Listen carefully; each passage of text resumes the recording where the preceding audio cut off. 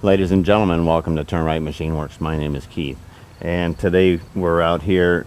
We're set up here to straighten out shafting, check it and straighten it before we get into the shop with it. These are 2 3/4 by 17-foot long shaft blanks, and my standards are 2000s anywhere on the shaft. That's period. No matter what it is, and that's setting that standard and keeping that for life is your word, and that's what you build your business on. So right now I just rolled this out, rolled the paper off of it. I found 3000s, and so that means I've got to straighten it. If it's 2, I don't have to. If it's anything over 2, yes, I do. Anyway, using my new rollers here, and you can tell when you really got them in line with each other, because you can roll the shaft and it continues rolling for quite a while. So we have good alignment there. They're supported good. The board here just kind of gives it that extra flat surface on the shell driveway, and it doesn't matter where they're at. This way here, the trunnion action makes them straight in line with each other. And we're going to straighten out the center before we do the outside. But we're faced with God today, and we can't straighten when we have sunshine on here, because it controls the shaft movement, and we need it to be neutral temperature all the way around the shaft, and the only way to do that is in shade. So we're not sure enough about getting a constant cloudy cover to make it uniform. So we have the sun peeking through just like it's starting to peek out now, and then it'll fade. We'll be in the clouds, so we may actually have to wait until the sun goes down to straighten these. So we'll just go ahead and leave everything set up right here, and if it starts to get solid cloud, we might be able to come out here and straighten them before this evening. If not, we're just going to leave everything here, and we'll get it done as soon as we lose the sunshine and we have control over it. So I got my torches set up and my water and air out here. So anyway, we got some other things to do. We're going to go inside, and I think I'm going to make a set of soft pads for our 4-jaw, so that I can slide shafting like this in there and indicate it in and set it up in the lathe without putting marks on it. All right, so let's go on inside for right now. See, now the sun's fading again, so that's what I'm facing right now, and I need to have it constant time. You need to at least have 30 minutes or so of uniform temperature on your shaft before you can do anything. Okay, I came into the 4-jaw here, and we made a series of rectangles, taking the flat here, the length all the way in here out to the edge, the width there, and then the same thing for this flat and that width, and then on up the side, how far it is up to the jaw here, how far that is, and then once over here in the depth of this, so that it'll be a full wrap around aluminum. So we got a series of rectangles all in here. Now we're gonna add these, or sandwich all of these together, circle those up and marry those, and come up with one shape like this that we'll be able to go ahead and put into brake. We'll probably bend these the first 2 edges, that will bend it around the contact area, bend it there, and then from there we'll be able to put a piece in here, and then hammer or force with a mallet. We'll be able to wrap the rest of the aluminum around these jaws. All right, so let's go in and cut us out a shape and come back and give that a shot. We've already come in here. We married all of these together, and we come up with our shape in there. In fact, actually, you can there we go. Back out just a little bit. Okay, there's our shape there, upside down. We've already cut one here, and then we tried to modify it and cut that one. We've already done a fit up on our jaw. This one here actually fits really good, and then we thought we would modify it and change it for the better, but we ended up going less than, and we're going back to this shape right here because we're real happy with this one right here. So let's go ahead and cut out the rest of them, and then we'll get in there and fold up the well, first off we'll go into the brake over here, and we'll bend the first 2 leading edges, and then after that we'll go in and we'll show you how we form the rest of this right in place. Okay, so let's go for this this next part here. Okay, here we go.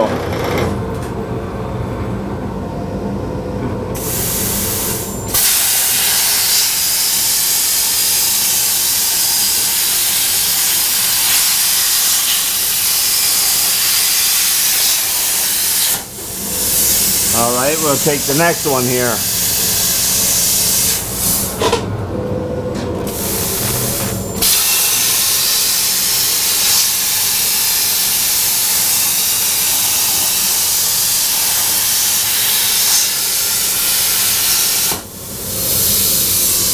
Okay, now with that one touching the metal, it would sense that it's touching, and it would give me a signal on that. Okay, let's back up, and we're gonna be going over to right about there.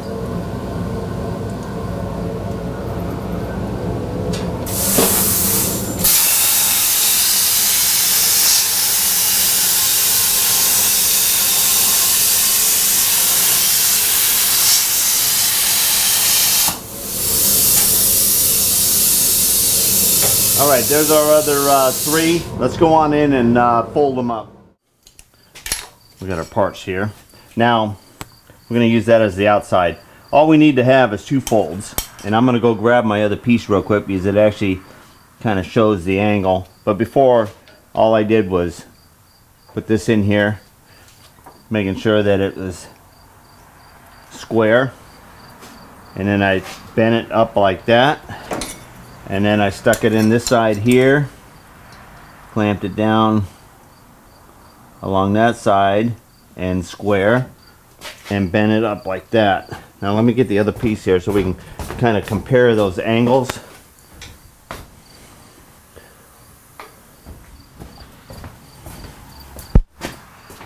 Because I have a gauge now, but we want it a little tighter than what this one is here, and that's what it was. Okay, so we're a little tighter. Let me show you. That's what it folds out to be.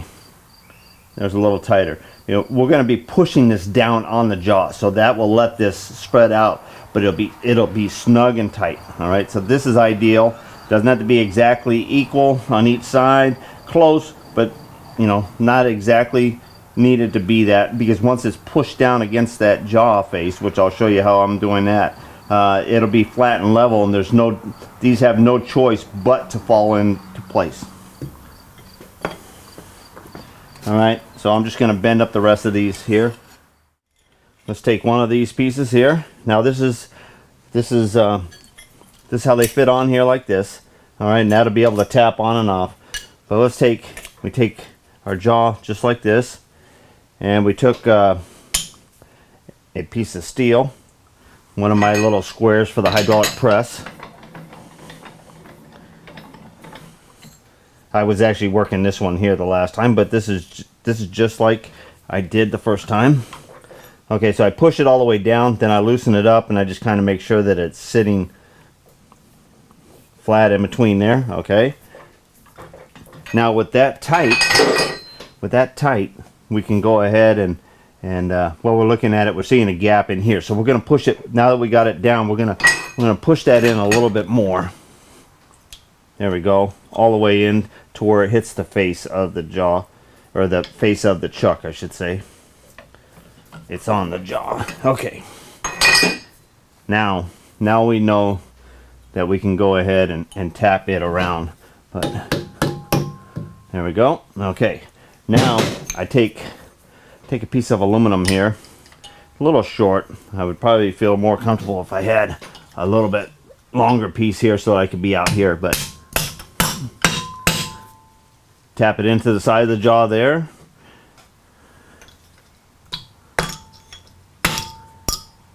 Same thing there. Alright, now you want to go ahead and make that sharper. You can make it a little sharper using a ball peen. Okay, now we want to go ahead and bend over this part of the jaw. Same thing on this. Alright. We loosen this off. There we go. Okay. There's a nice soft jaw right there.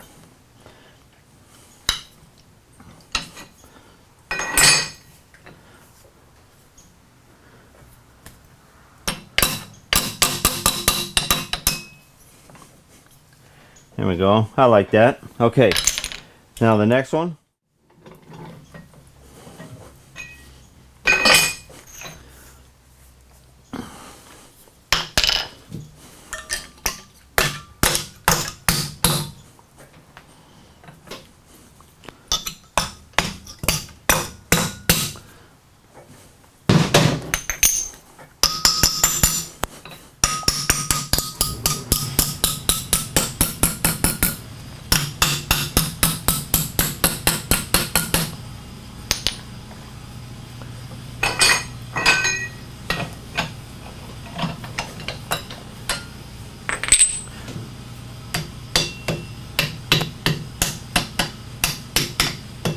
Okay, I believe we're ready to go ahead and put a stainless steel shaft in there without marring it with our jaws.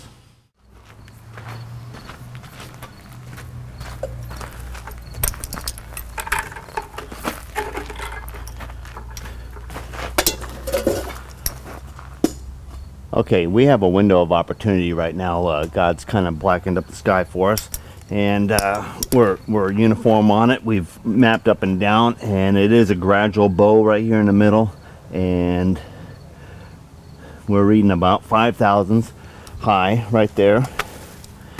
And we got our torches on, our gas on.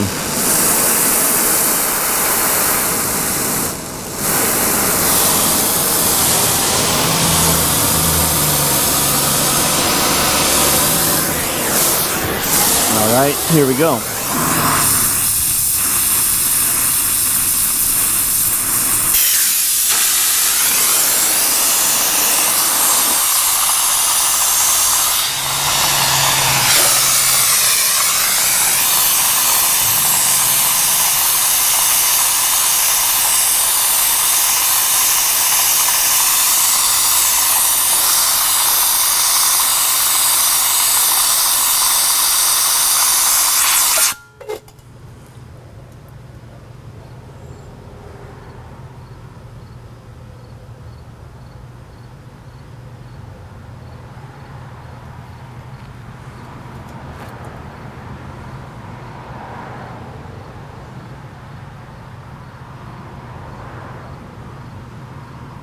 All right, we've taken it down that way somewhat, but it moved a little bit to the side, which, you know, that's a normal happening.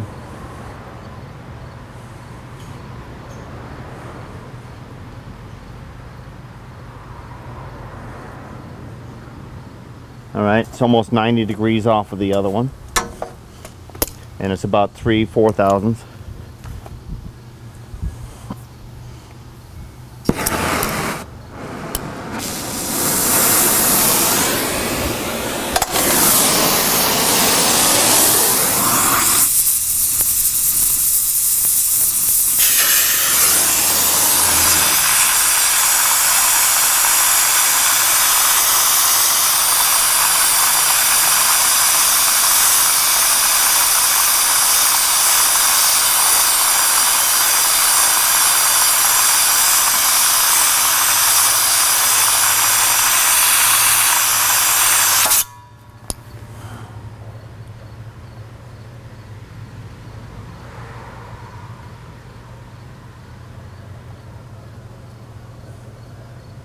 We are rolling about 1.5 thousandths right now. All right, so we're gonna check a few other spots in between here and verify. That's nice, about 1.5 thousandths. Okay, now it's less than 1 thousandths right there. Just letting it sit there a little bit. It takes a little bit for, you know, everything to be 100% hanging on here. This is actually running a little bit more than 2 right there.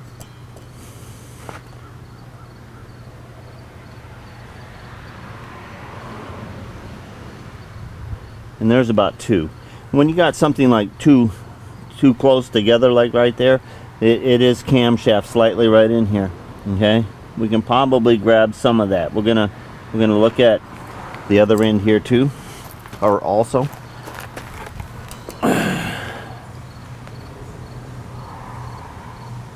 This is 2000s.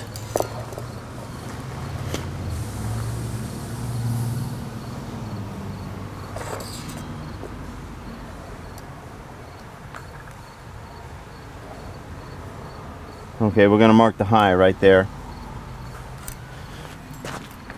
And we'll mark the high over here, or check the high over here.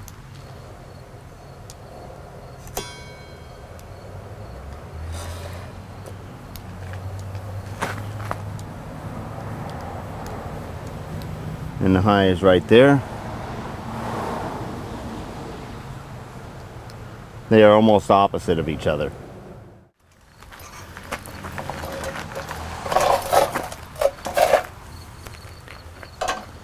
Okay, we're moving down at that end.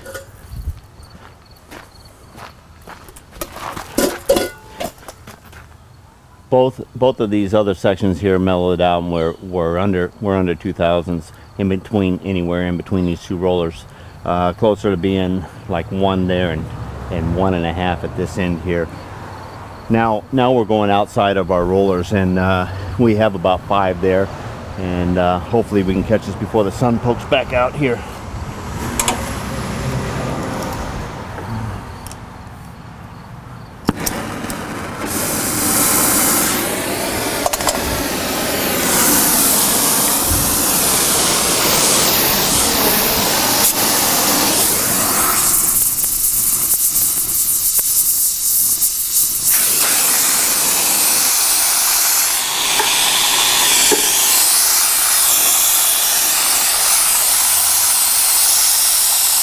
Now I mapped that out from this point to that point, and it's a gradual bend, so that's why I picked this point to straighten that point out there.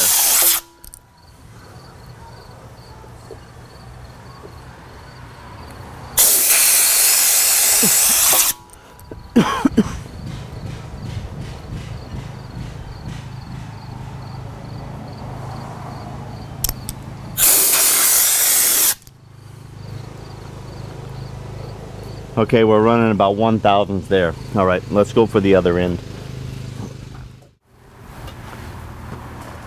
Okay, we've already moved the other shaft out there. It's in the saw, getting ready to cut off the end, so that we get rid of the bulk before we have to stick it through the hole, because it's going to be limited room in there to maneuver it to get it into the lathe. And instead of having an extra foot on the end of the shaft, we could use that length and difference to help maneuver it in and make it a little bit lighter. All right, I've mapped this one out. Right here we have about 3, about 8, about 9. We have 10 or 11 right here. We have 5. Okay, so this splits 5 splits this to that roller, and then this progressively goes down to that roller. All right, so what I'm going to do is slide this over here. I gotta make sure my gas is on.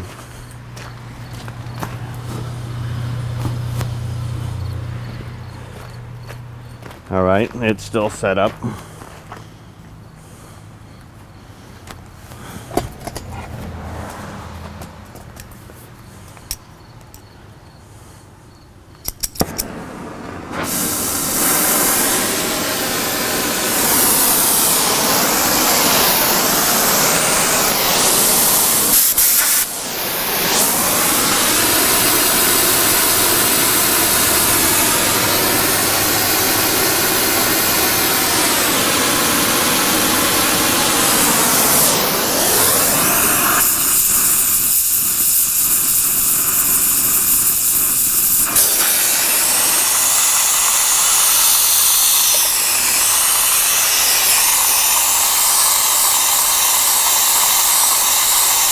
On the bigger shafts, they take a little bit slower to move.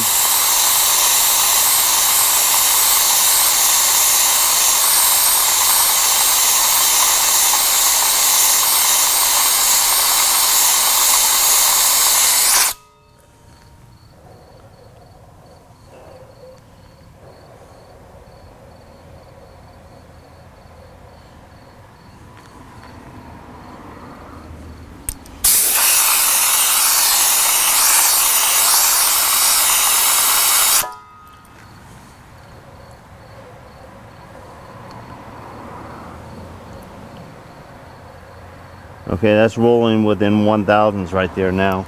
Now we'll remap our positions here. Okay, this is where the 5 was.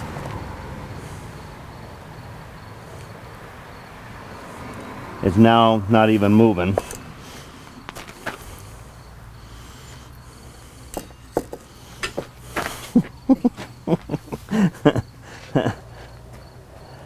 Okay, we got a 0.5 there.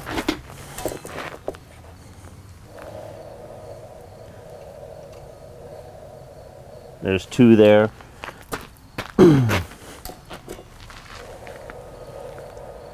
And there's 1 there. All right, now we'll check outside our rollers, finish straightening that, and then we'll get this caught up with the other one.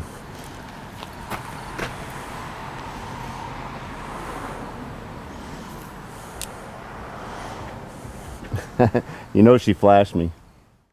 All right, we moved down to this in here, and we're running less than 1 there. And we're running 2 there, but what's it, no matter which end we are, we're tapered, we'd be coming in about right there. That's what you can look at. You can look at where your major is.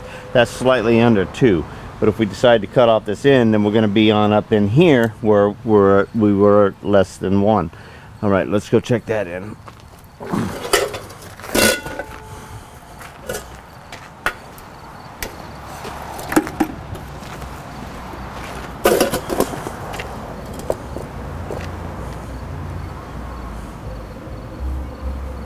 Okay, we will have to get our torches on here. We're running about 5 right there. See if it magnifies out here. Yeah, we're on up to about 10. So that's a progressive bend that way. All right, so we're gonna re-rig up, and we'll go ahead and give this a spot, and then we'll double check the rest of it.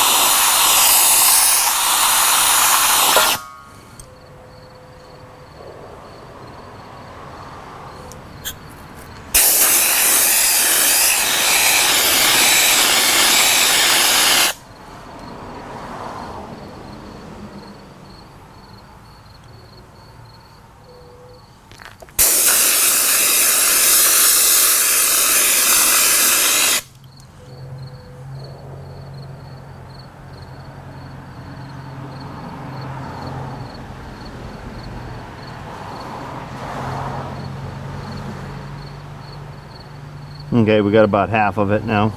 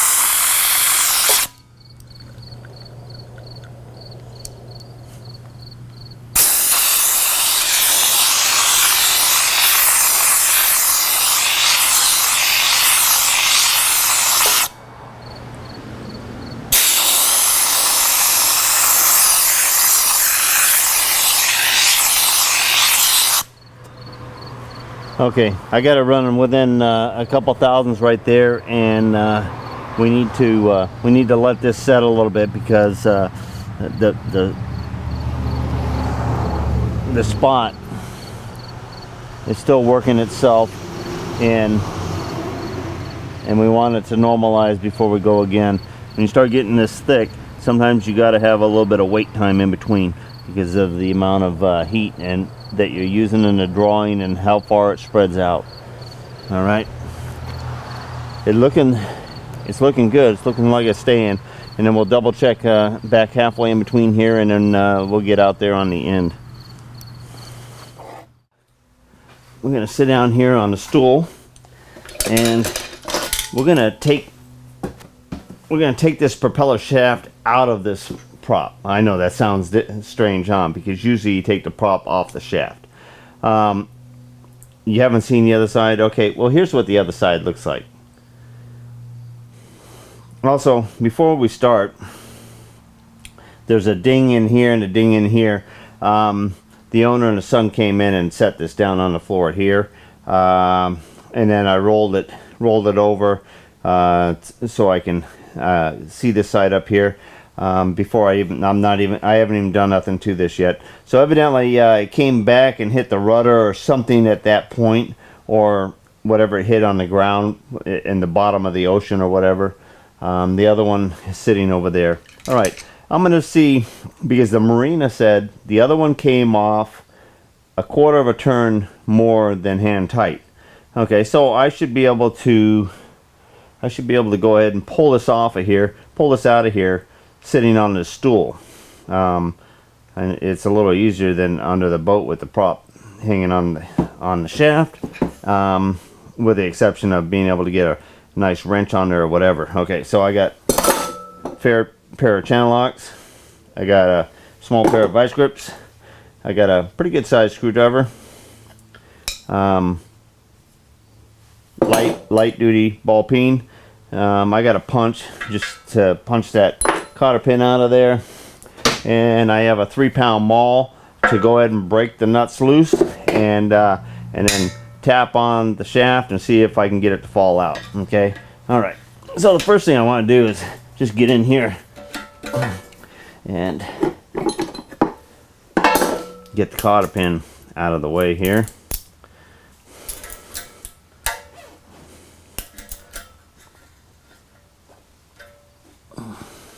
Try to get the cotter pin straight in line. You won't have too much of a fight on it. Most of the time, if you try to bend them out of here or press them out when they're bent, sometimes it doesn't work. Now, instead of trying to bend that in there and then have a gap in there, I'm just gonna go ahead and bend them together like that. Come out here a little bit. Okay, just kind of squishing them. This has got prop scum. They call it skein or something like that, but I call it prop scum. If you feel this shit, it really does feel like scum.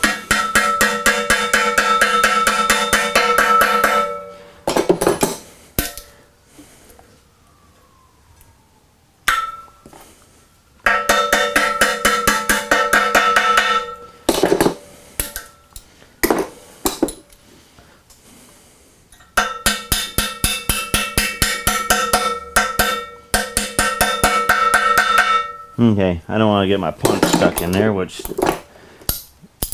semi seems like it is now.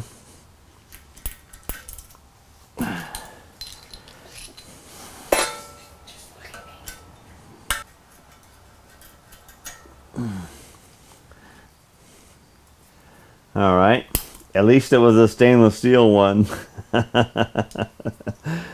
You would be surprised how many non-stainless steel cotter pins I see in this world. All right, now we need to pull those nuts off of there, and if they really aren't that tight, and we might be able to knock them loose with the hammer, so that's what we're gonna do.